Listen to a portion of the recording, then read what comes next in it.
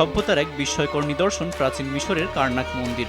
শুধু পাথরের স্থাপনায় নয়, বরং পানি ও ভূপ্রকৃতির সঙ্গে গভীরভাবে সম্পর্কের মেলবন্ধন। শতাব্দীর পর শতাব্দী ধরে গবেষণা চললেও এতদিন নজর ছিল মূলত মন্দিরের দেয়াল, স্তম্ভ আর শিলালিপিতে। কিন্তু সাম্প্রতিক এক গবেষণায় জানাচ্ছে কার্নাকের প্রকৃত গল্প লুকিয়েছিল মাটির অনেক গভীরে।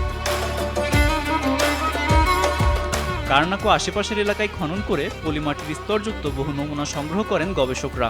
সেগুলো বিশ্লেষণ করে দেখা যায় একসময় নীলনদ এ অঞ্চলের একাধিক শাখায় প্রবাহিত হতো।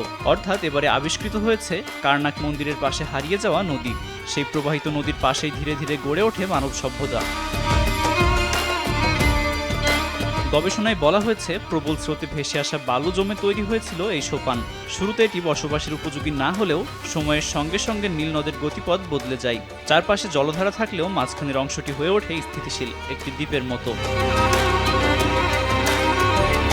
পলিমাটির স্তর ও প্রাচীন মৃৎপত্র বিশ্লেষণ করে জানা যায় খ্রিস্টপূর্ব প্রায় 2520 বছর আগে এই এলাকা স্থায়ীভাবে শুষ্ক ও বসবাসযোগ্য হয়ে ওঠে। তখনই এখানে বসতি এবং পরে মন্দির নির্মাণের পথ খুলে যায়। খননে আরও দেখা যায় কার্নাকের পূর্ব ও পশ্চিমে নীল নদের পুরনো শাখার অস্তিত্ব ছিল।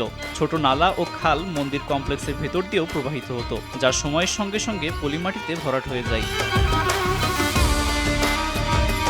গবেষকদের মতে নিউ কিংডমের সবচেয়ে বড় নির্মাণ প্রকল্পের প্রয়োজনে প্রাচীন মিশরীয়রা ইচ্ছাকৃতভাবেই নদীর কিছু অংশ ভরাট করে ভূপ্রকৃতি বদলে ফেলেন। এতে স্পষ্ট হয় তারা শুধু প্রকৃতির উপর নির্ভরই করেনি, প্রয়োজনে প্রকৃতিকে বশ মানিয়েছে।